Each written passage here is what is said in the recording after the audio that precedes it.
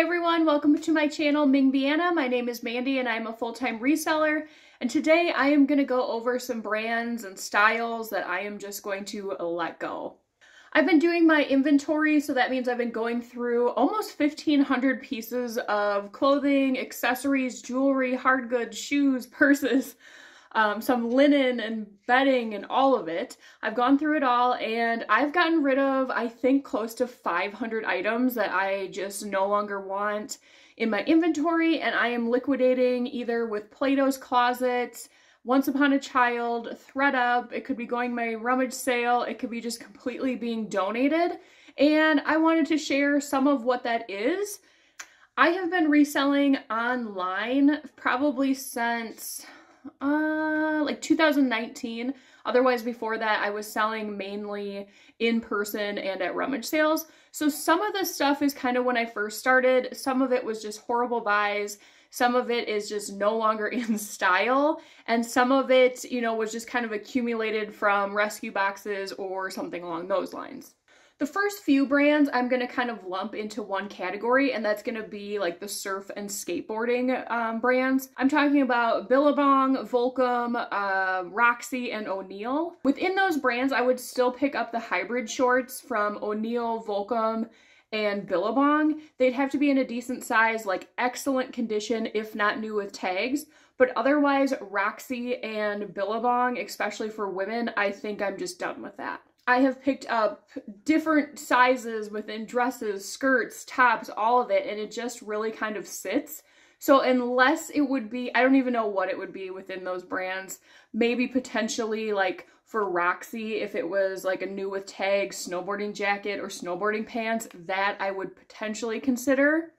But otherwise, I have just been sitting on that stuff. My Plato's doesn't seem to take those brands, so I just don't really have anywhere to bring them. So that stuff has just been going to ThredUp.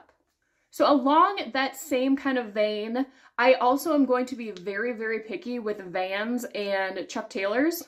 They have just become so popular now that you can pretty much buy those anywhere.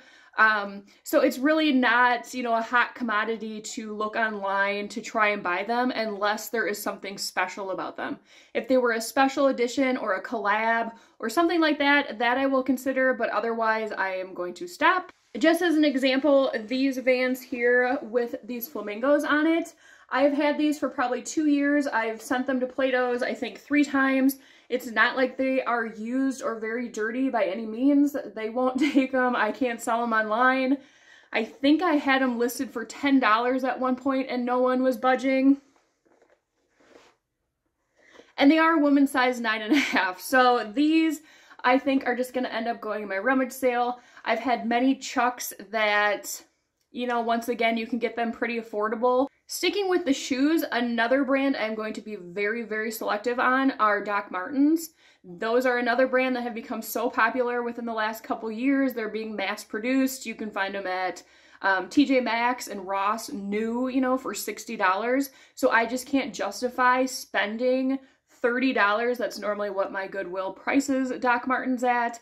And who's going to buy them now, you know, online for $60 if you can just go pick them up at Ross or TJ Maxx or wherever new. So with those, they're going to have to be something special, vintage, or they're going to have to be at a really great price point. Another thing I really need to work on now that I have stopped putting items on Depop, that was, I think, probably a really bad decision for me to even start on Depop. I didn't make a lot of sales there, and I feel like I was buying things specifically to put on Depop. And with that, I think I made just a lot of bad decisions where it was like, oh, this is kind of quirky, kind of fun, you know, it's vintage. I have a whole bag over here. I'm going to show you some of the things that I did purchase that are now sitting in a bag to go into my rummage sale. And, you know, it was all in the thought process of, I'm going to put it on Depop. And I'm sure there is a buyer for these, but I just don't know that there is enough of a buyers to be interested in that. So I am going to completely stop buying with that type of mindset, I guess. There are going to be some vintage pieces that I will pick up just because I know that someone is going to want them, but this kind of quirkier stuff, no more. And some of it isn't even, you know, too quirky that the average person wouldn't wear it. I think part of it too is this kind of stuff became just too oversaturated again. You know, it was so popular to have like the old grandpa sweaters and the like 80s, 90s dresses. So I think that's part of the problem too. This is a dress from Buyer 2. And it's just kind of like this really cute little terry cloth teal dress. I thought for sure someone would pick this up. I got this at the bins. That's the other main issue too. A lot of these were purchased at the bins without really giving too much thought to it. It was just, hey, it's cheap, it's vintage, it's cool looking, let's see what happens. Here's another dress. I did have luck with this brand prior to. It's Teddy, and it's just one of those kind of longer maxi dresses with the all over print floral. This one I still can't believe that no one purchased. There was some interest, but I just finally decided to pull it. I believe it's homemade. There is no sizing. It was like a size 25 waist, but it's this awesome, like, I would say, I don't know, kind of like a 70s print maxi skirt, and it's a wrap skirt. Super cute. I thought about bringing it to Plato's, but I just don't know if they're going to take it because I believe it's homemade. But I think maybe somebody will want this in a rummage sale. I got this at the bins, probably paid, I don't know, $2 for it. I have so much Y2K exhilaration that I found all at the bins. I thought for sure someone would be interested in it. Thought Plato's would take it. No on all fronts. So a lot of that's going in the rummage sale. Here's another one from Exhilaration, or this is a No Boundaries. Just kind of like this striped, almost rainbow print sweater with this tie. I thought for sure someone would pick that up. This one did have some flaws. It is the brand Mr. Mort, but it's this really cute floral embroidered sweater. One of the girls in town I know will pay, you know, $4 or something for this in the rummage sale. This one, that's another thing that I will put within this is things that I think I'm going to photograph. I just need to leave behind. This is an older wedding dress. I got it for, I don't know, I think like $1.50. It didn't have a size tag, but I thought someone for sure maybe would want this and maybe shorten it or something like that. It is like a higher neck. It has a sleeve to it. The back is this really pretty V-neck, and then it does have this fake beading here because it does have a zipper. And then the back has a side slit, or a slit in the back. I've said it before, I just really don't have the best setup for long dresses like this. So normally I don't sell something, you know, this long unless I have a stock image for it. So this is going in the rummage sale. I said I paid like $1.50. Maybe someone will pay $10 for it. We'll see. Here's another one from Exhilaration I thought someone would take. It is the tie lace up front, striped, like a cropped pant. Couldn't get any takers, and Plato's would take this. This was another piece I thought someone would get. Susan Bristol. That doesn't really mean much to me, but it's this kind of patchwork floral vest. No one picked that up. These pants I've had forever. You can see the picture, they're dead stock.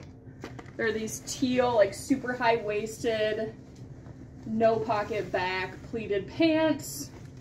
Couldn't find a home for those. Here is another one from No Boundaries. Just like this cheetah blue higher neck tank top. Here's another one, Athena collection. Never heard of this before, but I thought for sure for a cool like bathing suit cover up, they're just these like wide leg mesh pants. No takers on that. So also another thing, since I do shop at the bins, that I am definitely going to really do better at this year is looking for flaws. I really need to take that extra like 20 minutes or however long to go through everything, make sure that there are no holes or broken zippers or stains or anything that I can't fix on my own. because it never fails that when I come home from the bins, I think it's just so exciting that I'm going through everything and I didn't look over everything great, that when I'm processing it, I notice like a stain I can't get out, or a hole, or a button's missing. And then at that point, I think, well, should I list it? Should I not? And sometimes I list it and then it just sits there for a year because nobody wants it because it's damaged. Another set of brands that I'm going to be very leery on picking up are going to be Nike, Reebok, Champion, Adidas, that whole kind of group of brands. I have a lot that I am getting rid of, and like this new Tags Nike jersey. I mean, this is kind of an outlier. I don't know how many people need a green and white Nike jersey, but I was even having a hard time moving vintage Nike t-shirts just with the little swoosh. Those I ended up sending to Plato's. I got my money back. I'm fine with that. I did pick up a bunch of like big spellouts of Adidas and Champion kind of when I first started reselling. Those I paid way more than I should have. I know better now not to do that, but I got rid of a bunch of those. Another group of things that I'm kind of going to leave behind are bridesmaids dresses. For a period of time, I was finding them at the bins and they were moving pretty well. But I think just now in today's age where you can buy, you know, the bridesmaids dresses online, you don't even have to go into a store, you give them their measurements, and they are pretty fairly priced. People just aren't looking to buy a used bridesmaids dress, I don't think, anymore. And especially the ones that I'm finding are kind of like the Show Me Your Moo, the Lulus. Those brands are kind of also on my no more, where they're really drapey and long and they have kind of the, you know, sleeves that flow down. I don't think that that's quite what people are looking for anymore. So I did end up putting a bunch of those in a thredUP box. Another category I'm going to be very selective on is swimwear. I do love selling it. I'm going to try and stay, I think, mainly in the plus size, like probably like 10 and up. Unless it's Athleta, that always sells well for me regardless of size. And I'm also going to be a little leery on what I'm picking up in the swimwear. I kind of want to keep it more to just one full piece swimsuit. Trying to find the, you know, if a swimsuit matches with another piece, and just selling separates doesn't seem to do very well. I picked up a bunch of this brand from Kohl's when they had their clearance sale. I was getting them for like 94 cents. It's 99. Like just these little swim bottoms. I've had these forever, zero interest. This little cover up I thought maybe Plato's would take. It's new tags, you can make it smaller, you know, just a little swimsuit cover up. They didn't take that. I couldn't find anybody that was interested in that. So I will be sticking to more the plus size swim dress look, unless it would be Athleta or some of the more expensive swimwear brands that I have sold in the past. I think this one is on everyone's list, but Free People, I'm sure we are all very aware that that is so oversaturated, and it's very hard to come by pieces that will, you know, get your money back. I ended up looking through my Free People and I got rid of a lot of it. It sits, and it even sits in rummage sales, because I've had new tags Free People before, not overly priced, and people just passed up on it. So that brand, I'm going to be very selective. I will definitely be looking at comps, probably more so on eBay than Poshmark, just because I think those are more reliable. Another brand that I'm going to be very selective on that I used to pick up everything is Boden.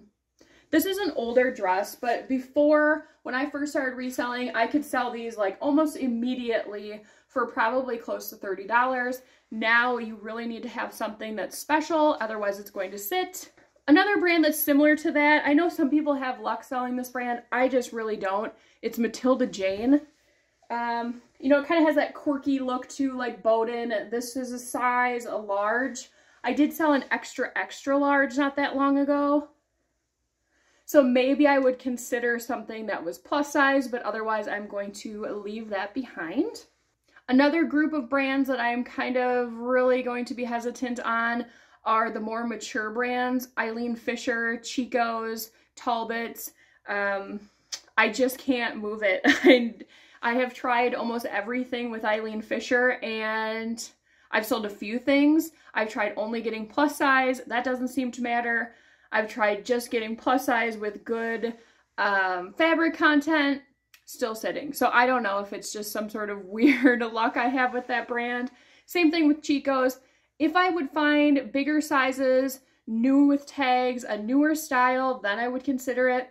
And that would go for the same with J. Jill and Talbot's. Bigger size, newer tags, newer styles, something substantial. It can't be just a t-shirt. It can't be just some jeans. Like, it has to be something more than that.